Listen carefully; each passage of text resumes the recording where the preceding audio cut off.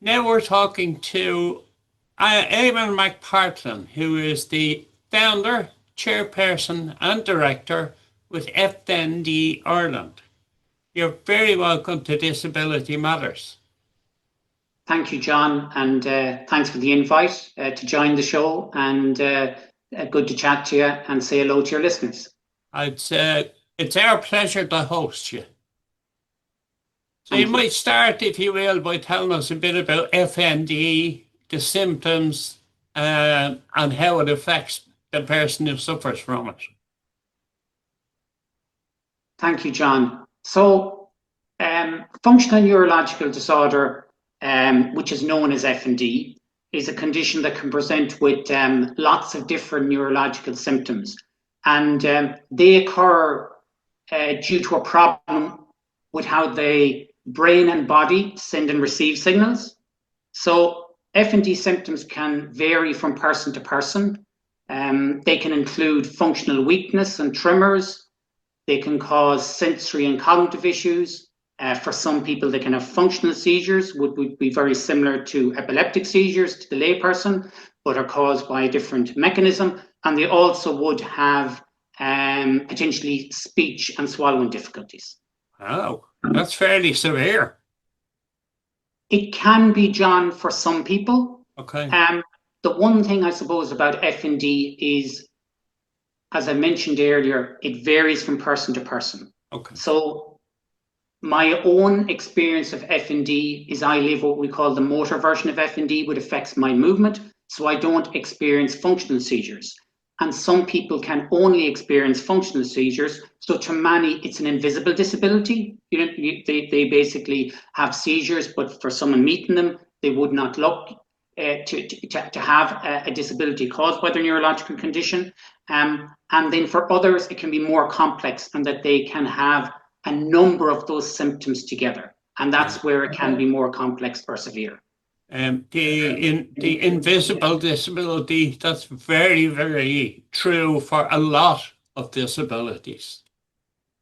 For sure, John. And that's something that comes up probably time and time again with those that have FND, because another part of FND is that symptoms may wax and wane, as they say. So in other words, they may not be as severe every day for some people. So some people, their walk may be better on certain times, and then it's very hard to explain that, even to family and friends, how a condition can impact someone differently, maybe over a period of time. So I agree with you that the challenge of living with symptoms, you know what I mean, let's say, that would lead to an invisible disability can be very challenging.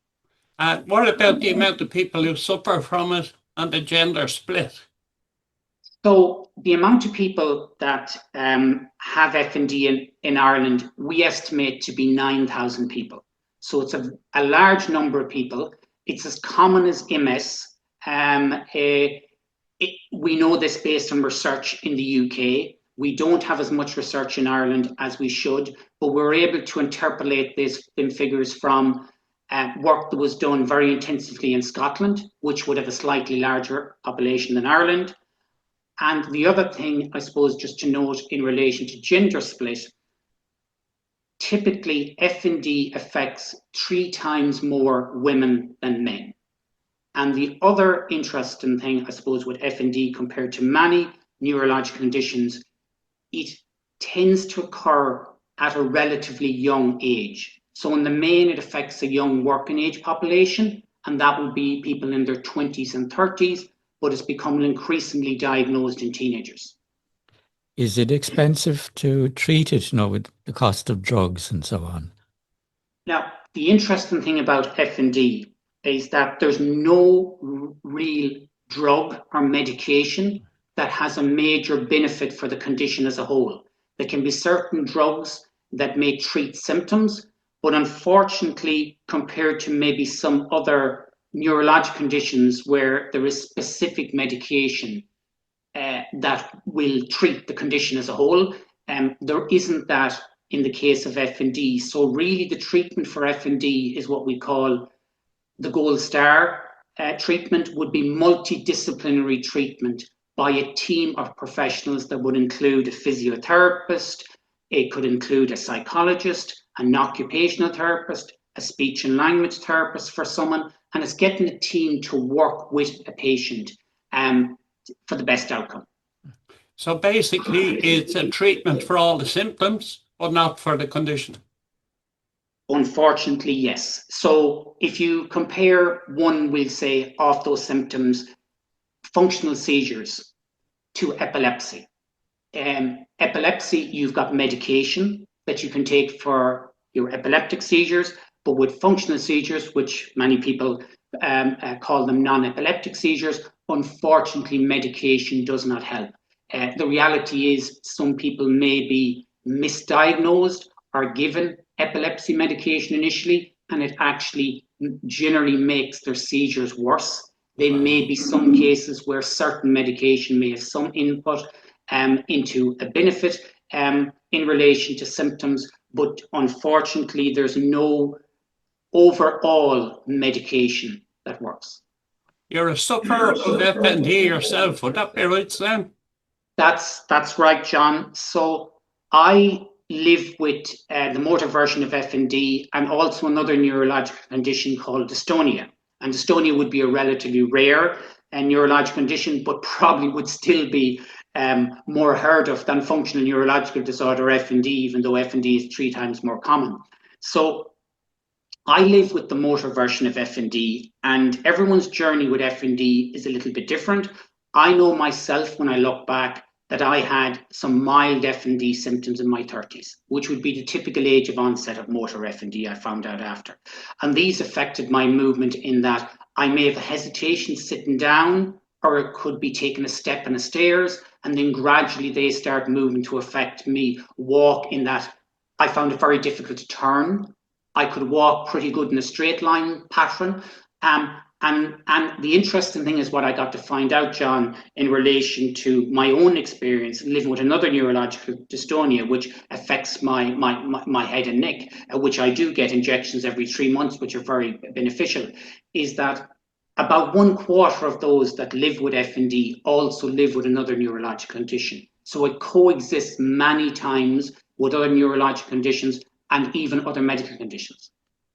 And do you remember your first diagnosis?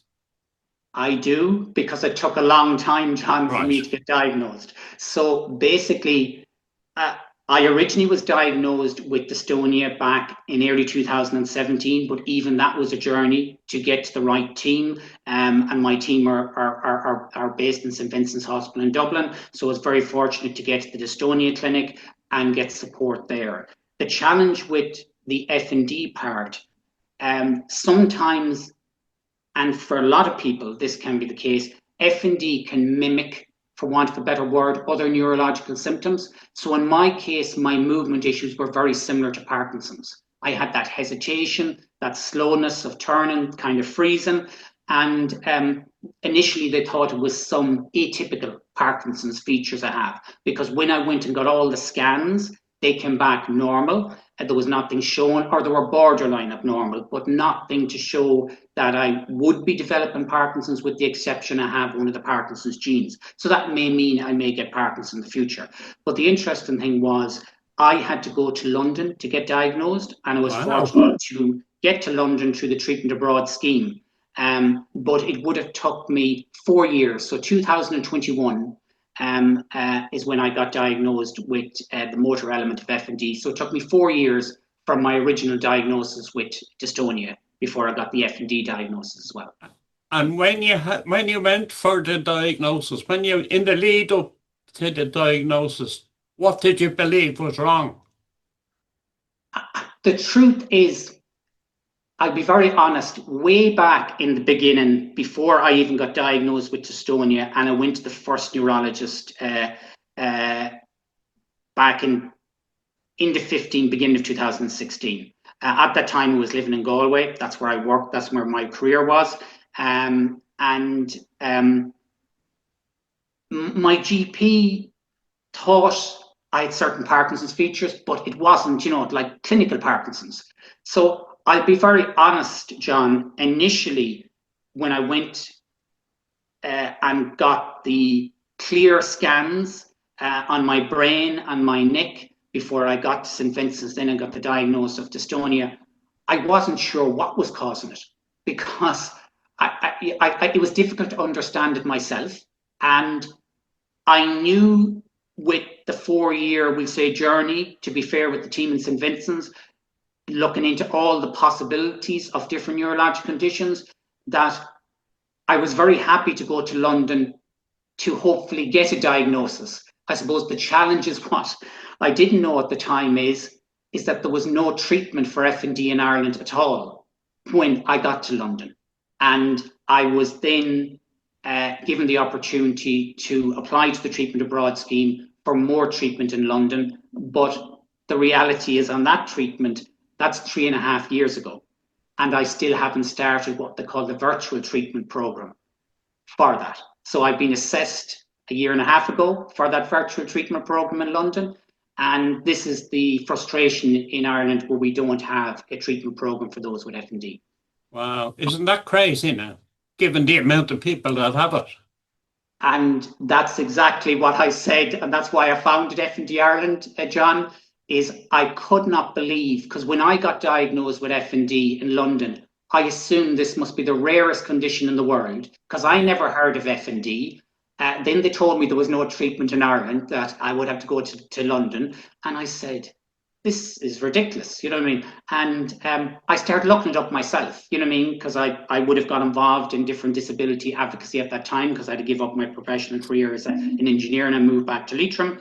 And I realised then that it was so common, but yet we didn't have this treatment. Now, fortunately, we're not there yet, but we've done a lot of advocacy since April of last year, when we launched FND Ireland, and we've been to Leinster House a number of times to present to our Oireachtas members and meet different ministers. And we have got, in the last budget, funding for a small team to join Dr. Aoife Laffin at St. James's Hospital for the first ever FND clinic in the country. But it's a very small step, because what I do is I say to people, if people with MS were told, one, there was no clinic for those with MS in the country, and two, the only clinic that they would have to travel to would be a small 4-person team in Dublin, I don't think many people would be impressed.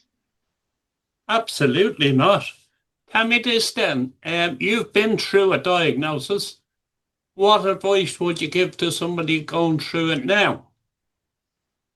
What I would advise to people is, when you're getting ready for that assessment or diagnosis, is bring a list with you of the things you'd like to ask. Because so many times we go into a hospital appointment and usually the consultant's asking all the questions, and we come away and we never ask what we would like to ask. So to understand the condition in what I call layperson's language, you know what I mean? So to say, right, this is the diagnosis. How do you, to the consultant, ask, one, how do you think this is going to impact me in relation to the symptoms? Two, where is the best place I can get some support, even though we don't yet have the dedicated FND clinic, but we have got some healthcare professionals around the country with an interest in FND. So really, it's to make sure you don't leave that consultant appointment and have no plan going forward. That's the big, a lot of people, because of lack of a treatment pathway, contact us and say, Eamon, I've got a diagnosis, but I've actually got no follow-up appointment or support. What can I do? Can assistive technology be a help for people to live with the condition? Oh, definitely, yeah. So assistive technology can be very helpful.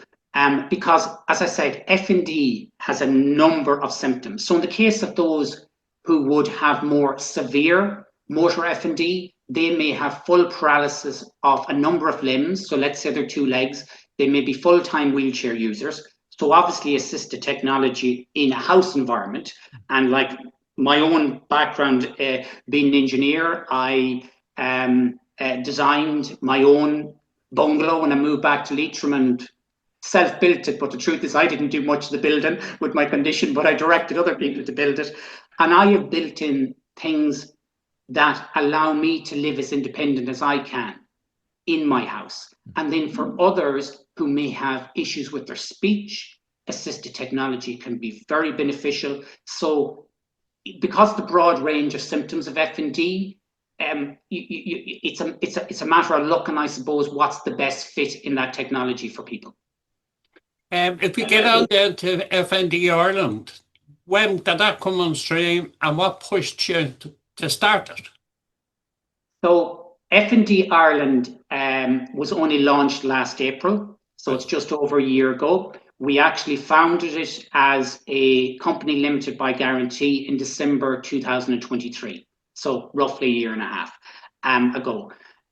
So it's very new. And the reason that pushed me to found FND Ireland, with the support of two co-founders, Catherine Cummins, whose young teenage daughter at the time, now just turned to adult age, lived with the condition, and then Dr. Aoife Laffin, who would be the lead neurologist in the country in FND, also supported me as co-founders.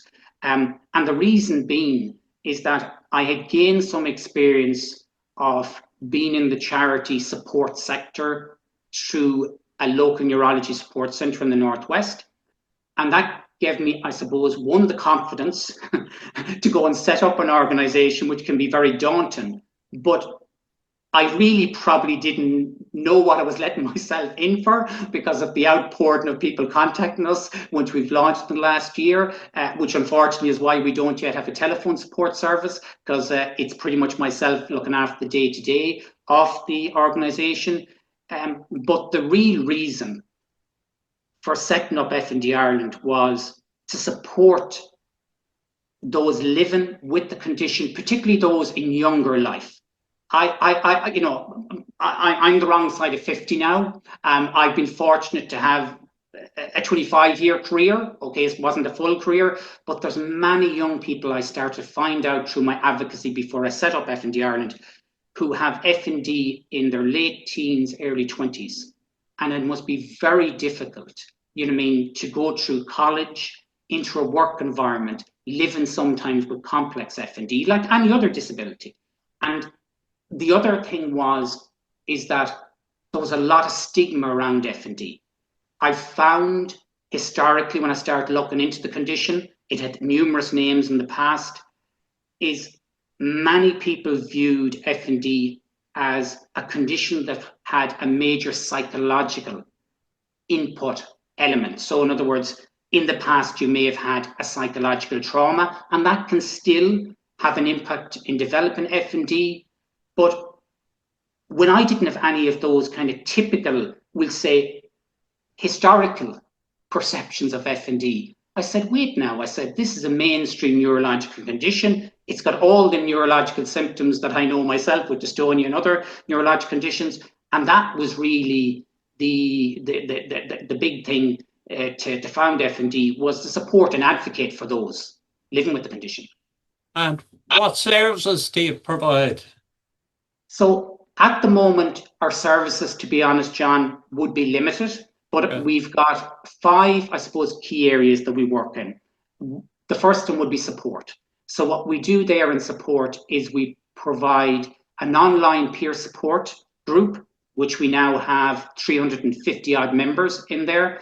We also then do in-person peer support meetings around the country in 6 locations. And we have one in Dublin, local to yourselves, in Blanchardstown. And these are a massive benefit to people, because many people I've met think they're the only person in their local community with FND. So when they meet others, that actually they can share the journey living with FND, and it's not just themselves, it's their families as well, it can be so beneficial. So the other main area we would be working in is advocacy. And that's to ensure we get better services for those with FND. Because as such a small, entirely voluntary organisation, we are not yet, and we don't know when we can grow to the size of an organisation that can provide direct services outside our peer support. The others then are awareness, and that's awareness to healthcare professionals, the public, employers, colleges, information through our website, and we're working on information leaflets, because unfortunately there's a lot of misinformation in the past about FND. And then finally, research.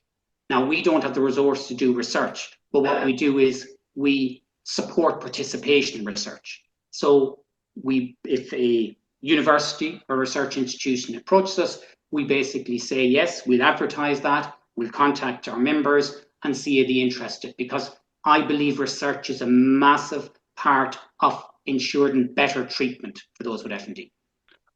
We would always advocate that all charities have a peer support approach because of the shared stories. It's brilliant. Tell us then, do you have any fundraisers coming up? We do. We literally only became a charity 2 months ago, so we're very new. We actually had our first fundraiser there in April because it was FND awareness, called 5K for FND. So we basically had an opportunity for people to get involved, whether it was walk, running, wheeling, you know what I mean, let's say, be in the wheelchair, cycle, whatever.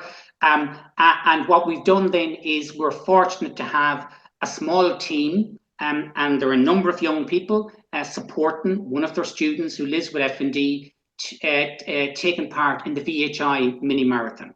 So brilliant. we'd love if any of the listeners would like to support us on that team. They can visit our website, www.fnd.ie, and they can just go to our Get Involved fundraising page, and there's a direct link to support the mini marathon team. But also on the website, they'll be able to see the supports we provide. Before we go, is there anything else you'd like to put out there? I think the final thing I'd just like to say is, for people with FND, just to say they're not alone. So please reach out to us through our website. We will develop our telephone support service in time once we fundraise more and hopefully get some grants. And just be patient with us. It'll take us a little bit of time. But the thing is, peer support, you mentioned there, John. That's what changed my life. I'll be very honest, because I did not want to know about meeting others with neurological conditions up until a few years ago. I wanted to get better. I wanted to get that medication that was mentioned earlier that doesn't exist, or that treatment. But what I found was, when you meet people with peer support, or with the same challenges, be it FND or be it another condition, it can be so rewarding. I say this to people as a peer support facilitator. I get as much out of the meetings as they say to me. You know, they're thanking, but everyone together. So I would say the one thing is, if you can at all, come along to one of our meetings around the country. And the one in Blanchardstown is pretty much central, you know what I mean, for a lot of people in Dublin. Eamon, thanks a million for talking to Disability Matters. Thank you, John. Really appreciate it. It's our pleasure.